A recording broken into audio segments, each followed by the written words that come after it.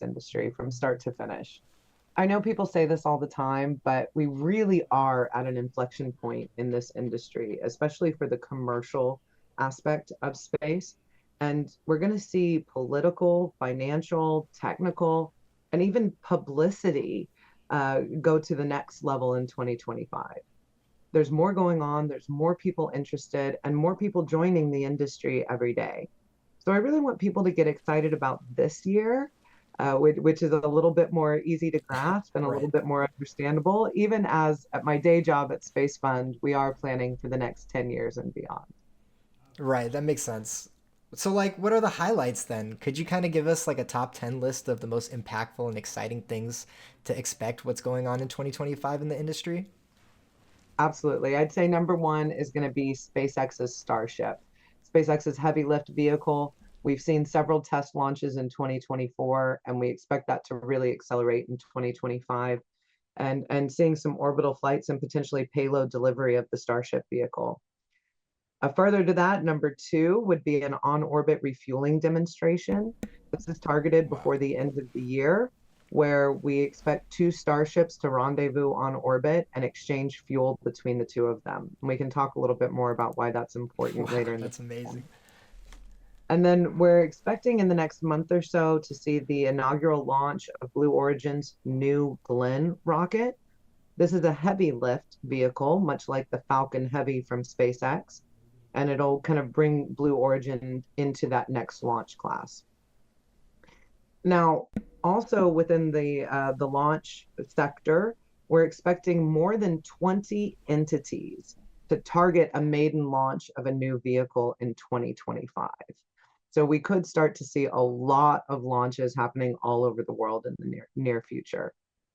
So switching out of the launch industry, I'd say that my number five is the political changes in the US that could have very wide-ranging positive impacts on defense, civil, and commercial space programs. So that's going to be a really fun development to watch. Number six is from an economic perspective, we're seeing really favorable wins that could promise more space company exits. And when companies exits, the initial private market investors take their earnings and usually reinvest again in those newer startup companies. So that could be a great economic engine for the industry. Number seven would be the maturation of the industry overall. We are seeing a lot of these startups get into that kind of middle market pre-IPO range where you're starting to see more financial mechanisms and more types of financial firms joining the space industry. So that's going to continue to fuel growth. Number eight is related, these new investment vehicles and increasing interest from public market investors are going to continue to fuel that acceleration of the industry. So as the industry matures, it's starting to look at some of these more kind of common financial instruments, financial markets that other more established industries have been able to access. Number nine is from a global perspective. We're starting to see the commercial space industry truly become global.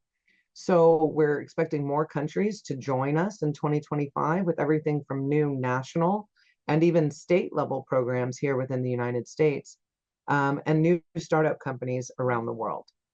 And then 10th and finally would be probably my favorite, which is the commercial expansion beyond low Earth orbit and all the way to the moon in what we call the cis-lunar environment.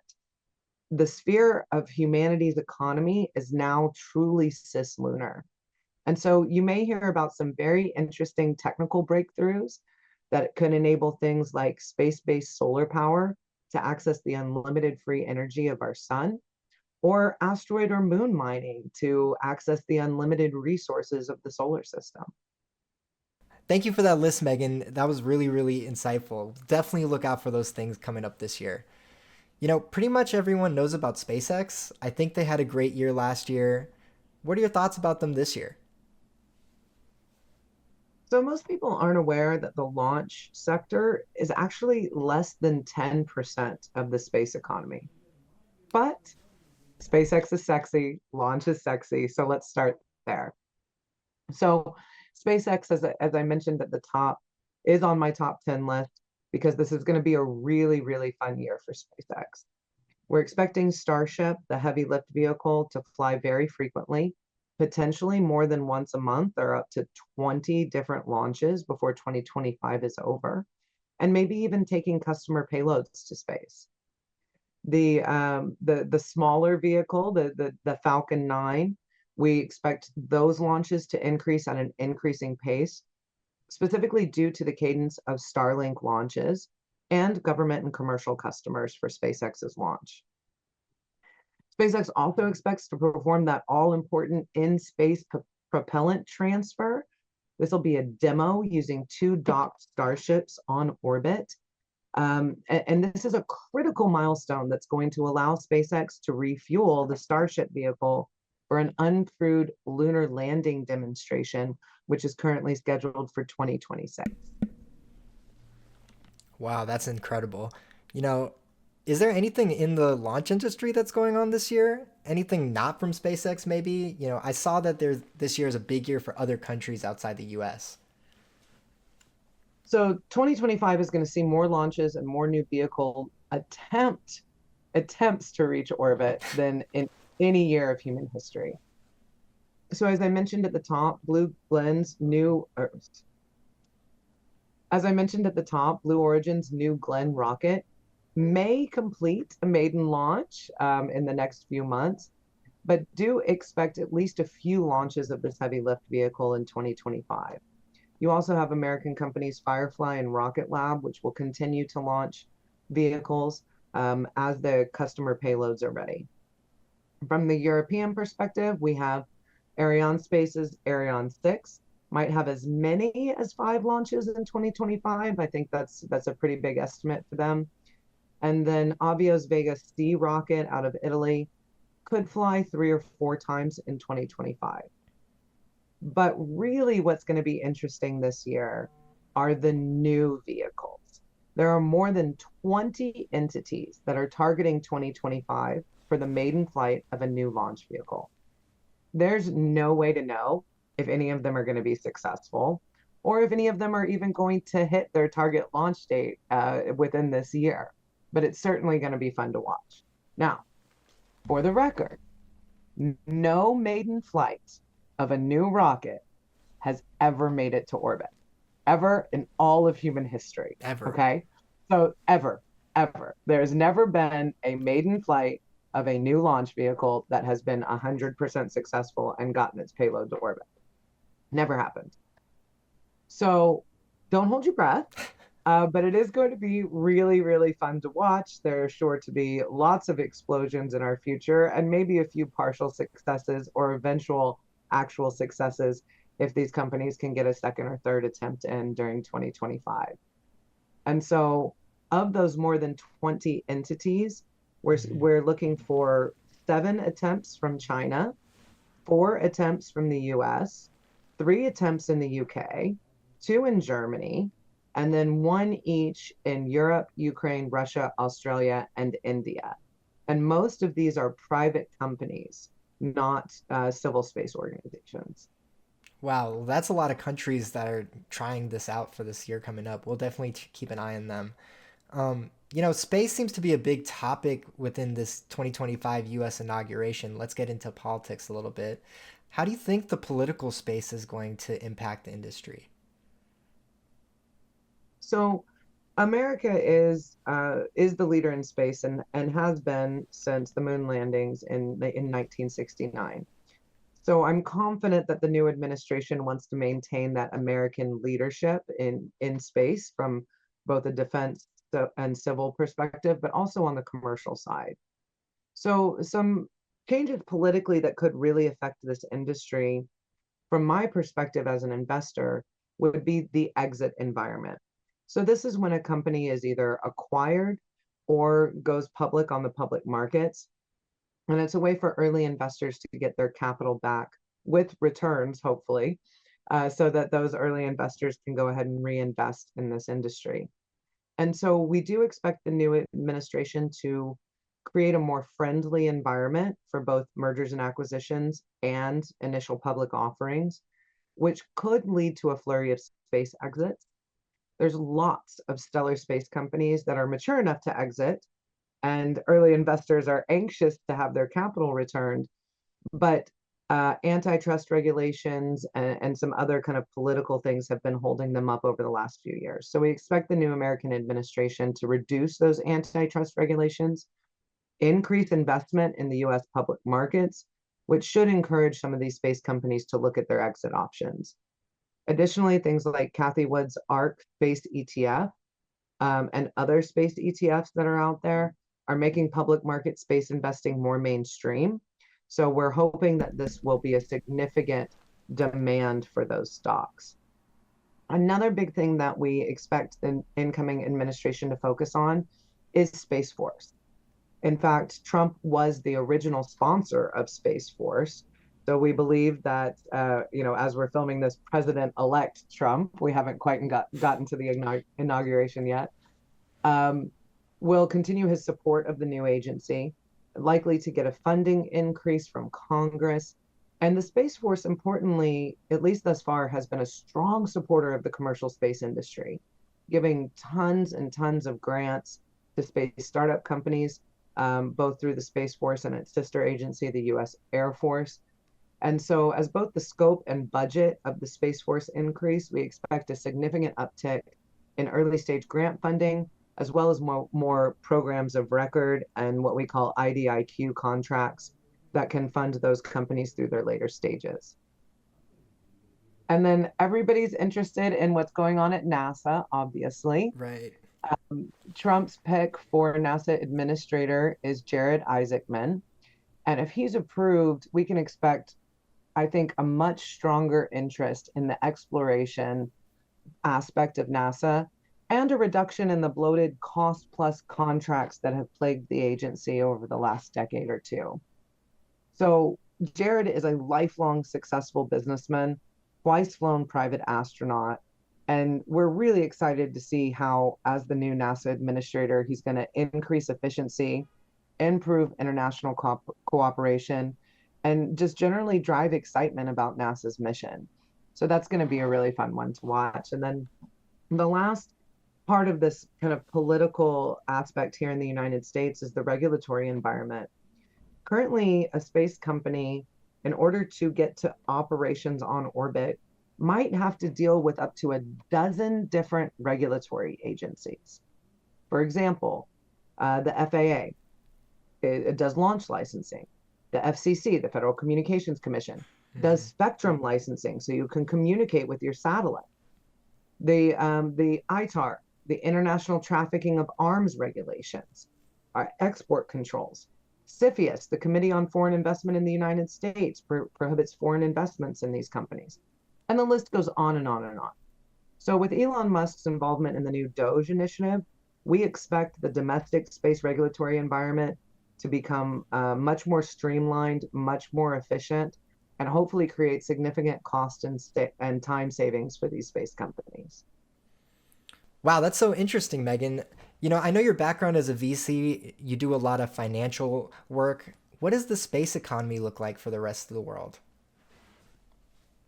This is where I think we're going to see a lot of unexpected activity from the perspective of most people. Most people don't really realize how global this industry has become. So, especially in China, we expect China to continue its relentless march towards the moon and beyond. We're expecting the debut of at least 7 new launch vehicles, although the timing on those might slip past 2025. But we're going to also see many new covert satellite missions, an increasing presence aboard the Chinese space station, and exploration missions to the moon, Mars, and near-Earth asteroids, and Jupiter are all being planned. There's a focus on finding water on the moon ahead of a permanent human colony on the lunar surface. So China is going to be the country to watch as far as, who's going to have the most developments outside the United States. In Europe, we expect continued leadership by the United Kingdom. They really are the leaders in the space domain right now, including both government investment from the UK Space Agency and the Ministry of Defense, as well as some commercial activity that's really seen a big uptick lately. We're also seeing positive progress from on the commercial front in Luxembourg, Germany, Italy, and significant opportunities for the European Space Agency to drive commercial space development throughout the region. In the Middle East and North Africa, we expect a significant and continued investment by the UAE, Saudi Arabia, Bahrain, Egypt, and Oman specifically have already made this a national priority and are developing their space capabilities with their new national strategies. In the Asia Pacific region, outside of China, we've got several major space players, including India, Australia, New Zealand, and Japan. These countries continue to lead both in commercial space investment and in civil space accomplishments. So Gilmore Space is one of those 20 companies that is planning its maiden launch in 2025. We'll see if they make it this year, but they are an Australian private rocket company. And Rocket Lab is a New Zealand company. They're already successfully launching their small rocket, but we're expecting that medium lift vehicle, the Neutron rocket, to potentially debut during the second half of 2025. We may also see a first launch of Indian company Skyroot's much anticipated Vikram 1 rocket before the end of the year. And we're going to see more and more satellites coming out of these Asian Pacific countries as well. And then when we look at the Americas outside the United States, Canada really is the dominant player in the Americas, both in the civil and commercial markets. But we're seeing space hotspots emerge in Argentina, Brazil, Colombia, and are hopeful that the Latin American and Caribbean Space Agency, which is still fairly new, will continue to make progress for space programs throughout the entire region. Wow, I'm sure everyone is really interested in your thought process as a venture capitalist. What is your mindset in investing in the industry this year? So there are tons of new space-focused investment firms coming out of the woodwork at almost a monthly cadence last year in 2024. So we expect that to continue both from the private and public investment spheres as more and more folks are increasing their interest and investment in the space industry. Now, I will say that it's a very different mindset between public and private investing, especially when we're talking about the high-risk startup world. So let me talk about this private market investing a little bit for kind of the institutional investors and the more sophisticated accredited investors who have access to these private markets. The startup sector is becoming increasingly crowded. There's lots of new VCs, lots of new companies, significant growth amongst fund size, amongst the more experienced venture capital firms. So this presents both a challenge and an opportunity. Many of the newer firms don't necessarily have a sophisticated investment thesis or due diligence capabilities. So if anybody's trying to access those private markets, I would say that you as an investor need to do your due diligence and find the folks who have learned the hard lessons and who have refined their investment thesis over time to avoid capital being deployed into subpar opportunities. So, some of these more experienced venture capital firms have more than half of a decade of space investment experience and are starting to return capital to their early investors. So if that's an area that you're interested in as an institutional investor, experience really matters right now. From a middle market perspective, we're starting to see more private equity firms. Examples include Redwire, A&E Industrial Partners, roll-up strategies such as Voyager Space. These are really starting to gain traction and showing that the industry is becoming more sophisticated as it's accessing with kind of middle market capital that is starting to show up to provide that growth capital that these companies really need.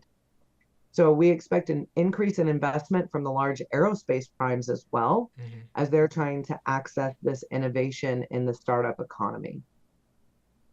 We're also hopeful that there's going to be a development around debt markets with a specialty in space that can help these middle market companies grow with an efficient capital stack.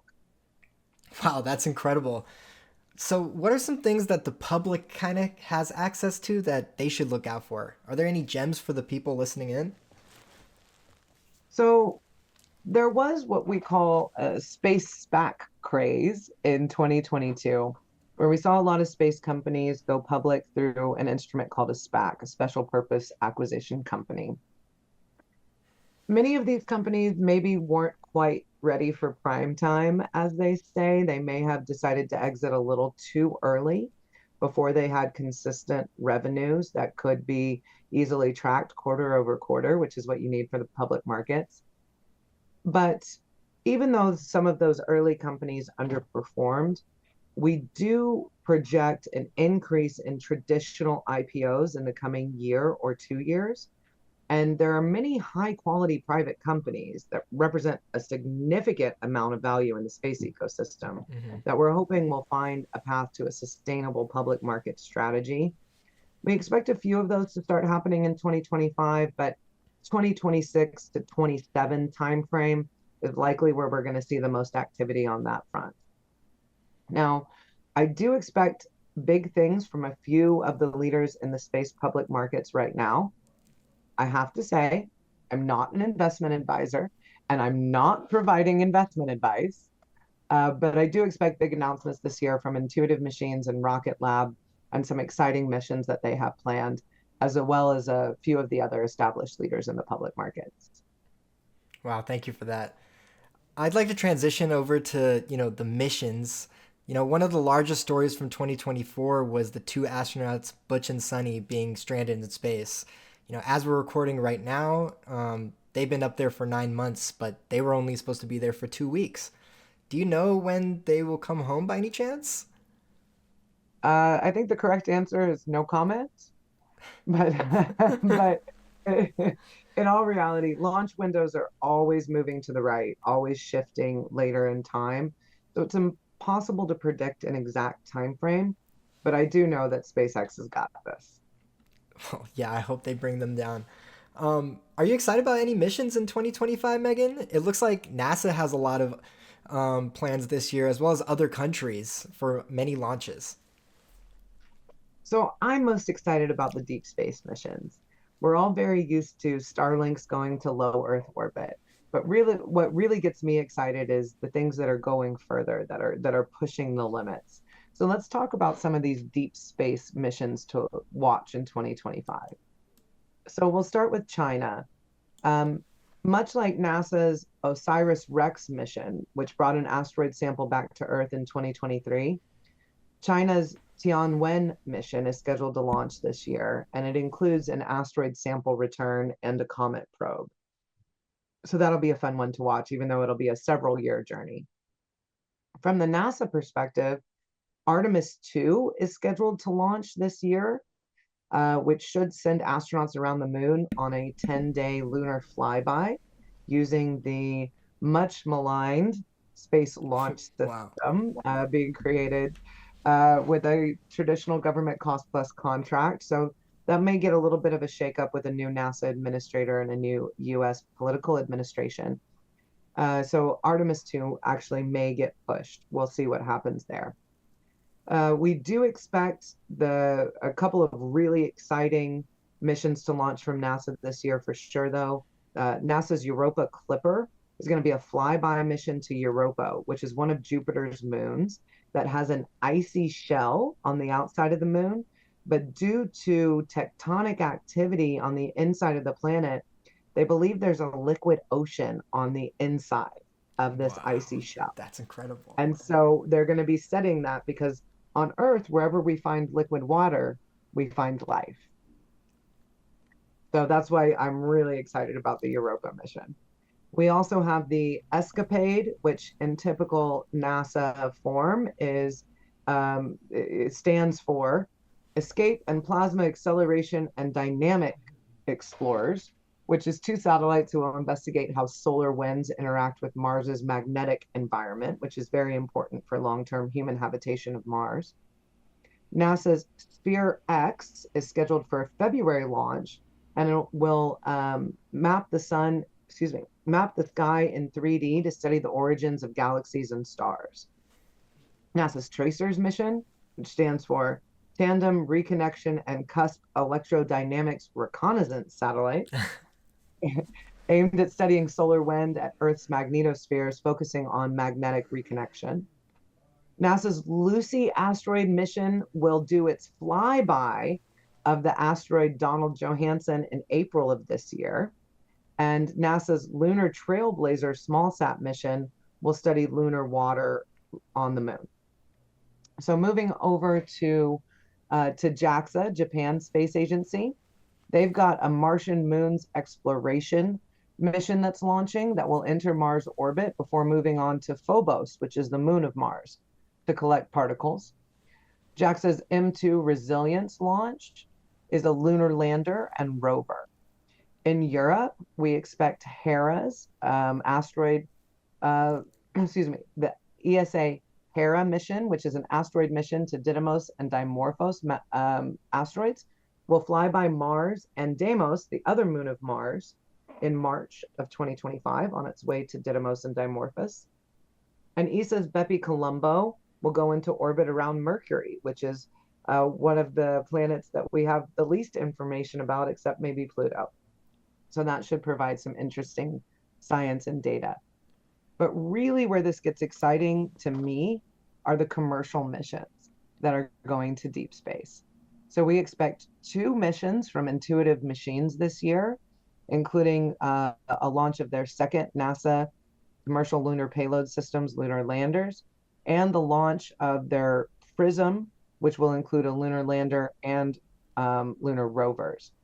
We're also expecting Firefly's Blue Ghost lunar lander to launch this year, as well as Griffin's Mission 1, which is another NASA commercial lunar payload services lunar lander, and Blue Origin's MK1 lunar lander, which is a Pathfinder mission to test lunar landing capabilities. Meagan, our time is almost running out. Thank you for joining us. For any viewers who have not caught our whole broadcast, can we get the top things you predict to go on this year? So Elon and Starship will surprise all the skeptics, but they won't get to Mars. Not quite yet. Trump could go down in history as the most pro-space president since JFK. And lastly, and maybe hopefully with your help, the media and the general public will start to think about this industry beyond launch vehicles. Ask yourself, what's being launched?